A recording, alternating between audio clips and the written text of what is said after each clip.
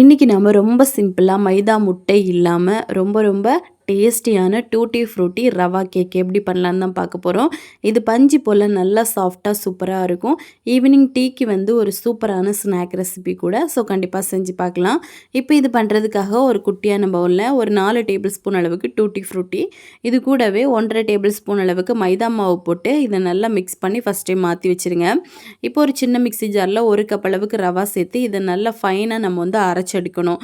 நல்ல மாவாக இந்த மாதிரி அரைச்சி கிடைக்கணும். இப்போ இன்னொரு மிக்ஸி ஜாரில் 1/2 கப்பு சுகர், இது கூடவே ஒரு 2 ஏலக்காவோட விதையை சேர்த்துருக்கேன், ஒரு 1/4 கப் அளவுக்கு எண்ணெய், அப்புறமா 2 டேபிள் ஸ்பூன் அளவுக்கு மைதா மாவு போடணும்.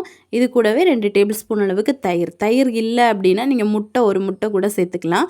இப்போ இதை லேசாக பிளெண்ட் பண்ணி எடுத்துகிட்டு வந்துடலாம். இப்போ இதில் நம்ம அரைச்சி வச்சுருந்த அந்த ரவையும் போட்டு அது கூட சூடான பால் 1 கப்பு சேர்க்கணும்.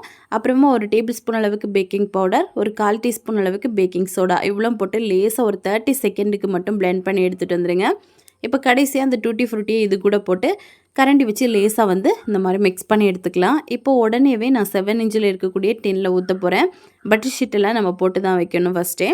இப்போ ஊற்றிட்டு 180 டிகிரியில் ஒரு 45 மினிட்ஸ்க்கு இதை பேக் பண்ணணும். கடாயில் அப்படின்னாலும் லோ ஃப்ளேமில் ஒரு 45 நிமிஷம் வேக வச்சு எடுங்க. ரொம்ப சூப்பராக பர்ஃபெக்டாக ரெடி ஆயிரும். இப்போ ஓரத்தை மட்டும் இந்த மாதிரி கட் பண்ணி எடுத்துகிட்டு உங்களுக்கு தேவையான ஷேப்புக்கு நீங்கள் கட் பண்ணி எடுத்துக்கலாம். நல்ல சாஃப்டாக சூப்பராக இருக்கும். குழந்தைங்களுக்கெல்லாம் ரொம்ப பிடிக்கும். ஸோ கண்டிப்பாக நீங்கள் இந்த மாதிரி வீட்டிலே செஞ்சு கொடுக்கலாம்.